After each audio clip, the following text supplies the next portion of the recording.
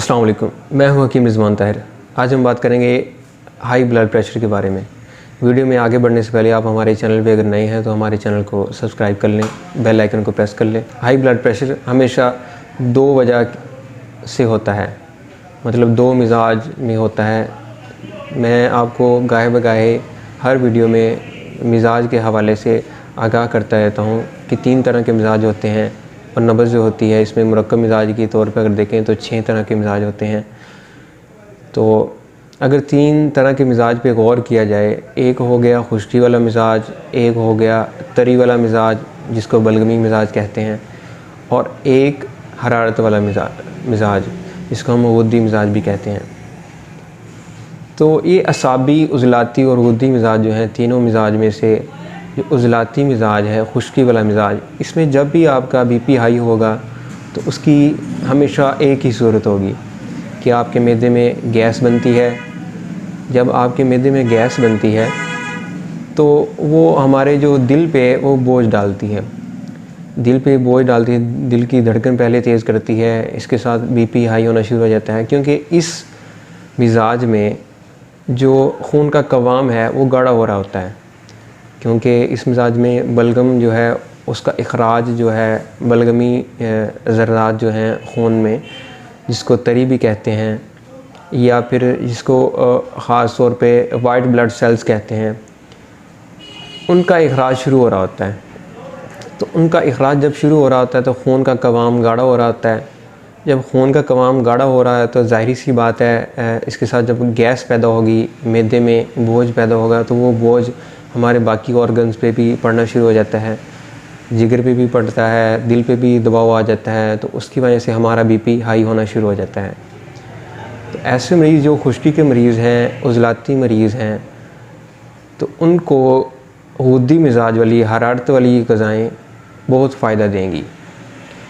ऐसे मरीज़ों को सबसे पहले तो अगर आप एमरजेंसी के तौर पे इसका हल करना चाहते हैं तो गर्म पानी जो है, मतलब नीम गर्म पानी हो जो हमारा जिस्म बर्दाश्त कर सके।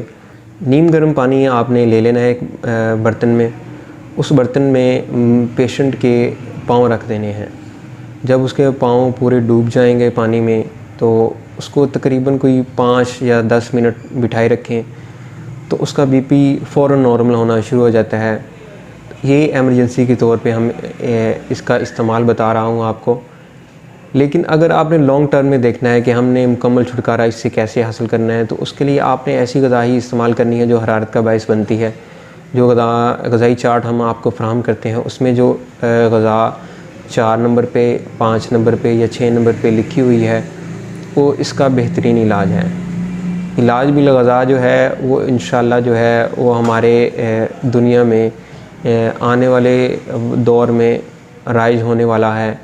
तकरीबन हर डॉक्टर, हर हकीम जो है वो इस पे ही फोकस कर रहा है। जो ज़्यादा रिसर्च कर रहा है वो ज़्यादातर इलाज बिलग़िज़ा पे ही फोकस कर रहा है। तो क्योंकि ये हमारी ज़िंदगी का या हमारी दुनिया का फ्यूचर है, तो इसलिए अगर आपको हम कोई मशवरा देते हैं इस हवाले से तो वो बहुत ज़्यादा तहकीक के बाद ही मशवरा देते हैं। तो उस पे अमल करें। अगर आप उस पे अमल नहीं करेंगे तो उसके नताइज आप कैसे देख सकेंगे? ज़ुबानी तो आप इसका आइडिया नहीं लगा सकते।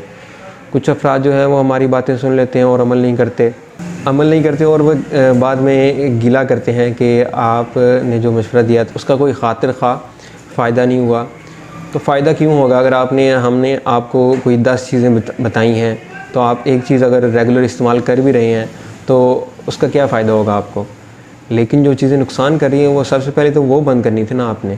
जैसे कि उज़लाती मरीज़, खुश्की वाले मरीज़ का अगर बीपी हाई है तो इसको फ़ायदा पहुंचने के लिए सबसे पहले इसको ऐसी ग़िज़ाएँ बंद करना पड़ेंगी जो खुश्की का बायस बनती हैं। तो ऐसी ग़िज़ाएँ हमेशा इनमें तुर्शी ज़्यादा पाई जाती है, खुश्की ज़्यादा पाई जाती है। मिर्च मसाले वाली ऐसी ग़िज़ाएँ होती हैं, बेसन वाली होती हैं, तो ख़ास तौर पे तली हुई चीज़ें होती हैं। तो ये ग़िज़ाएँ तो पहले उसको बंद करना पड़ेंगी ना। जो भी मतलब ऐसा मरीज़ जिसको गैस की वजह से, मैदे की गैस की वजह से बीपी उसका हाई होता है, तो उसको इलाज के तौर पे हरारत वाली ग़िज़ाएँ ही इस्तेमाल करना पड़ेंगी। उसने पानी इस्तेमाल करना है, गर्म पानी इस्तेमाल करना है नहाने के लिए या पीने के लिए। इसके अलावा उसने जब भी कोई मशरूब वगैरह इस्तेमाल करना है तो गन्ने का रस जो होता है वो बेहतरीन है उसके लिए, लेकिन ऐसे मशरूब इस्तेमाल नहीं करने जो खट्टे हैं। और इसके अलावा उसने ऐसी ग़िज़ाएँ इस्तेमाल नहीं करनी जैसे कि आलू गोभी, आलू मटर, आलू बैंगन, आलू वाली जितनी भी सब्ज़ियाँ हैं वो इस्तेमाल नहीं करनी।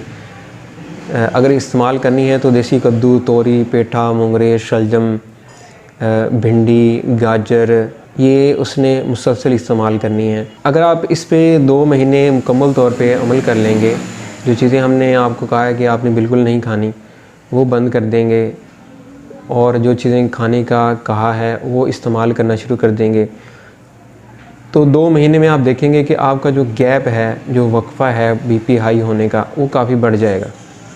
जैसे कि अगर पहले आपका रोज़ बीपी हाई होता था तो वो 2 महीने के परहेज़ और ग़िज़ाई इलाज के बाद आपका जो वक्फ़ा है वो तकरीबन, जो रोज़ बीपी हाई हो रहा था वो तकरीबन 15 दिन बाद हो रहा है या 20 दिन बाद हो रहा है। तो इसको आपने मुसलसल जब आप जारी रखेंगे कोई 6 महीने, तो ये आप इससे मुकम्मल तौर पे छुटकारा हासिल कर सकते हैं। बाकी मज़ीद डिटेल जानने के लिए आप हमसे हमारा जो ग़िज़ाई चार्ट है वो मंगवा सकते हैं। उसमें सारी ग़िज़ाएँ लिखी होंगी जो आपने बंद करनी हैं और ऐसी ग़िज़ाएँ लिखी होंगी जो आपने मुसलसल इस्तेमाल करनी है। उसमें सब्ज़ियाँ लिखी होंगी, फ्रूट लिखे होंगे और कावा लिखा होगा। वो बिल्कुल मतलब हर चीज़ एक तरतीब में आपको नज़र आएगी। तो वो ग़िज़ाई चार्ट हासिल करने के लिए आप हमें व्हाट्सएप पे हमसे रब्ता कर सकते हैं। अगर किसी ने कोई मशवरा करना है तो वो भी हमारे व्हाट्सएप नंबर पे रब्ता कर ले। तो आज के लिए इतना ही। हमारी वीडियो को लाइक करें, शेयर करें, हमारे चैनल को सब्सक्राइब कर लें। अल्लाह हाफ़िज़।